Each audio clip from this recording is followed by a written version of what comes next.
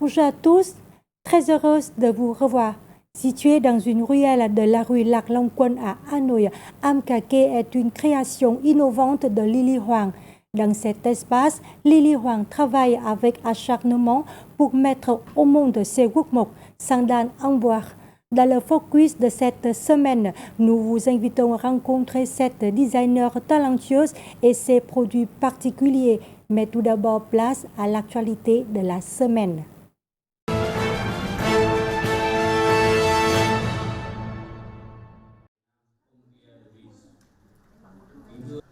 Le Forum international franconomique 2024 sur le thème énergie renouvelable, qu'un scénario prometteur pour un avenir vert, s'est tenu les 16 et 17 octobre à Hanoï et dans la province de Hòa Bình, au nord. Cette sixième édition est organisée par l'Institut francophone international IFI, relevant de l'Université nationale de Hanoï, le Centre d'intelligence environnementale de l'Université Vinh et l'Organisation internationale de la francophonie OIF. L'événement a également été accompagné par plusieurs organismes francophones et non francophones du Vietnam et de l'étranger. Franconomique 2024 était un événement important visant à promouvoir les discussions et la coopération entre les experts, les scientifiques, les entreprises et les décideurs politiques. L'événement s'est concentré non seulement sur les énergies renouvelables, mais a recherché également des solutions innovantes et des modèles de coopération durable entre les pays et les régions pour développer des stratégies et technologies qui contribuent à promouvoir le processus de transition énergétique. Selon les délégués, les résultats qu'apporte le 6e Forum international de franconomique devraient renforcer encore sa réputation et continueront d'affirmer l'événement comme une marque leader et pas seulement comme un symbole de l'IFI et l'Université nationale de Hanoï, mais de l'ensemble de la communauté francophone. Cet événement contribuerait à créer de nouvelles initiatives et solutions, non seulement pour le Vietnam, mais aussi pour l'ensemble de la communauté internationale en faveur de la transition énergétique et de la protection de l'environnement.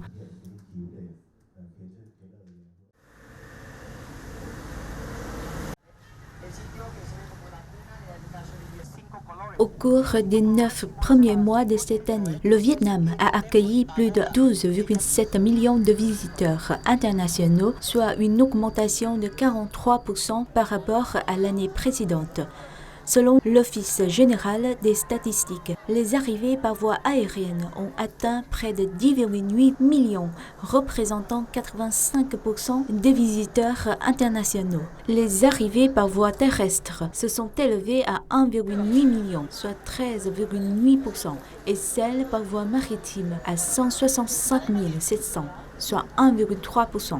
Le Vietnam a généré des recettes touristiques totales de 45 600 milliards de dong, environ 1,84 milliard d'USD, marquant une augmentation de 16,7% par rapport à l'année précédente. Des politiques de visa favorables, des programmes de promotion du tourisme et les prestigieuses récompenses décernées par des organisations internationales ont contribué à attirer un nombre croissant de visiteurs internationaux au Vietnam.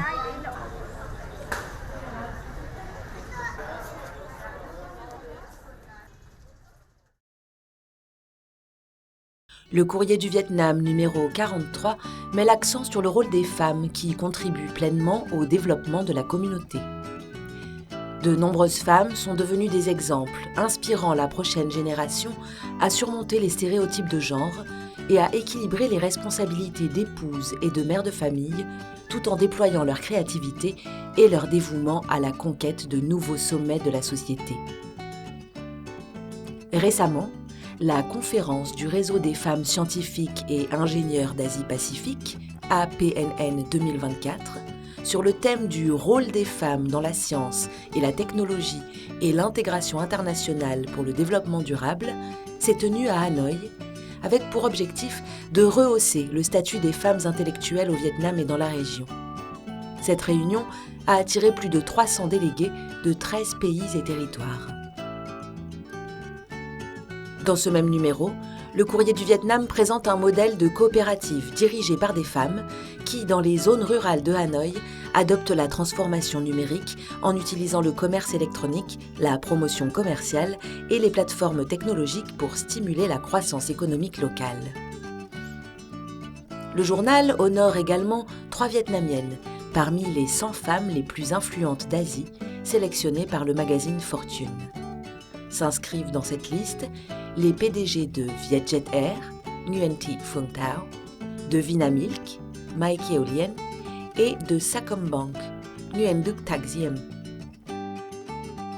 On découvre également le portrait de la professeure agrégée Dr Letty Mai Huong, non seulement reconnue pour son niveau académique, mais aussi pour ses inventions applicables dans la vie quotidienne.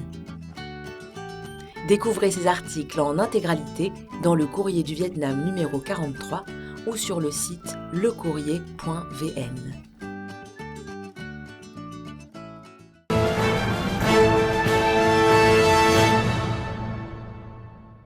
Avec le désir de préserver la culture vietnamienne dans la vie moderne, la jeune Lily Huang fabrique des guốc mộc, sandales en bois pour le plus grand nombre grâce à sa créativité et tout en conservant la rusticité traditionnelle de ses chaussures.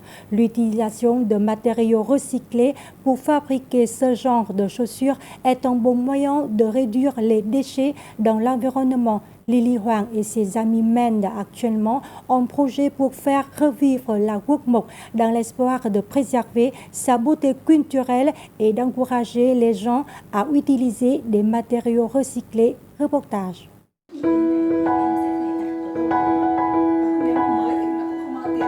Nous avons rencontré la jeune styliste Lily Huang à l'espace Amkake, situé dans une ruelle de la rue Lac Long Quân à Hanoï, alors qu'elle conseillait une cliente sur le choix d'une paire de guốc mộc, sandales en bois.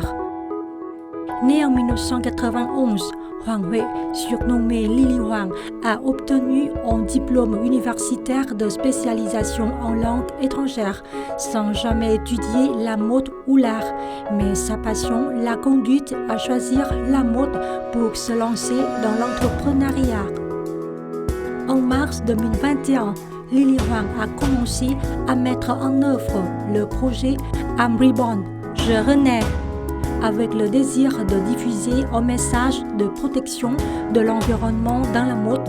Au départ, ses collègues et elle upcyclent de vieux vêtements, tissus, couvertures, etc., en robes et accessoires de mode. Lors d'une visite à la boutique de Lily Huang, une cliente a remarqué les áo dài, tuniques traditionnelles vietnamiennes, confectionnées à partir de vieux tissus, et a proposé de lui montrer comment combiner ces tenues avec des sandales en bois. De là est née l'idée de faire revivre les guốc mộc. Lily Huang a alors commencé son voyage pour apprendre et faire renaître les sandales traditionnelles en bois.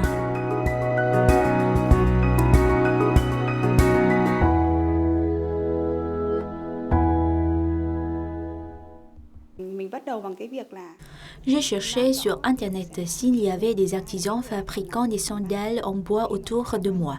J'ai eu la chance de trouver des informations sur Trương Công Đức, le dernier artisan de la fabrication de guốc mộc du village de Yên Sa. J'ai essayé par tous les moyens de rencontrer directement cet artisan et j'ai découvert que sa famille fabrique des sandales en bois depuis 3e génération. Depuis, il est mon compagnon dans le parcours de régénération de ses sabots. Pour réaliser une paire de sandales en bois, il y a 2 étapes principales, la fabrication de la semelle et la réalisation des lanières. La semelle peut être fabriquée à partir de n'importe quel type de bois, mais il est généralement en bois de lilas du Japon, de jarretier ou en faux bois de rose. Pour l'étape de production de semelles de différentes formes et tailles, Lily Huang a reçu l'aide de l'artisan Trương Công Đức. Les lanières sont conçues à partir de chutes de tissus qui sont ensuite brodées ou assorties de pierres d'ornement, le tout limitant les déchets tout en restant esthétiques. Les wokmok traditionnels émettent du bruit en tapant sur le sol pour le limiter et éviter que les sandales ne glissent. J'ai ajouté une sorte de tampon en caoutchouc sous la semelle. De plus, j'ai fait des recherches pour créer une semelle plus légère et plus mobile, ainsi que des lanières flexibles sur une base de sandales. Les lanières peuvent être retirées et remplacées à l'envie en s'adaptant à chaque situation et tenue. Une autre problématique était que, d'une sandale préfabriquée à l'autre, la chaussure peut être plus ou moins lâche ou serrée. J'ai donc conçu des lanières flexibles afin que le porteur puisse les ajuster lui-même, sans avoir à les renvoyer à la boutique pour ajustement. Lily Huang essaie toujours d'apporter une touche traditionnelle à ses sandales en bois, par exemple des paysages typiques des villages du Nord, des fleurs, des estampes populaires de Dongho et de Hangzhou. Selon la période de l'année, les clients apprécieront différents thèmes. En fin d'année, ils plébiscitent souvent le thème des peintures folkloriques, alors qu'en début de l'année, les fleurs printanières auront leur faveur. Les wokmok du projet I'm Reborn, Je renais, ont la chance d'avoir progressivement attiré l'attention de nombreuses personnes qui ne les utilisent pas seulement pendant les ou le Tết, mais aussi toute l'année. En outre, la jeune femme a également introduit les sabots comme accessoires au pied des mannequins défilant sur les podiums.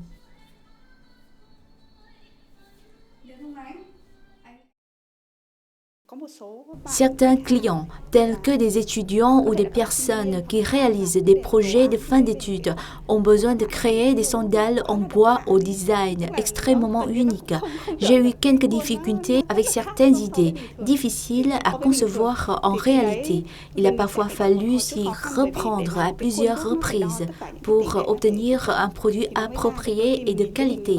Il y a des idées si uniques que nous devons les rejeter parce qu'elles ne peuvent pas être réalisées.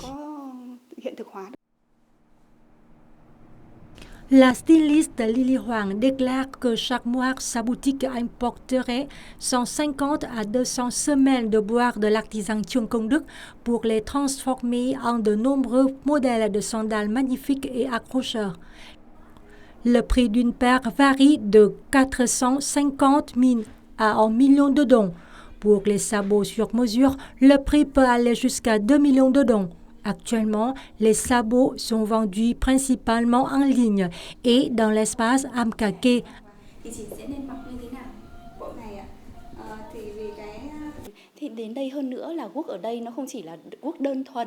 Les wokmok ici combinent des éléments modernes et traditionnels adaptés à de nombreuses tenues modernes comme la robe que je porte aujourd'hui.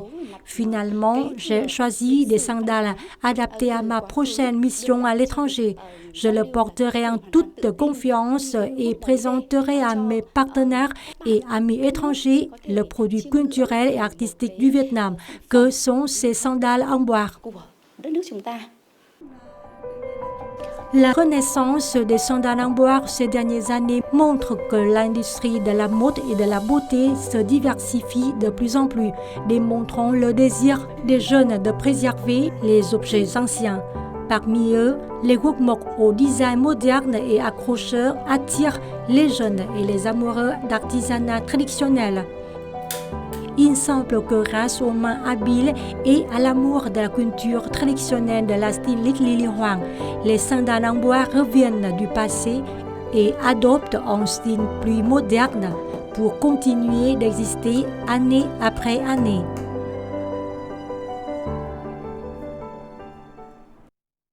C'est la fin de cette édition. Merci pour votre fidélité et à la semaine prochaine.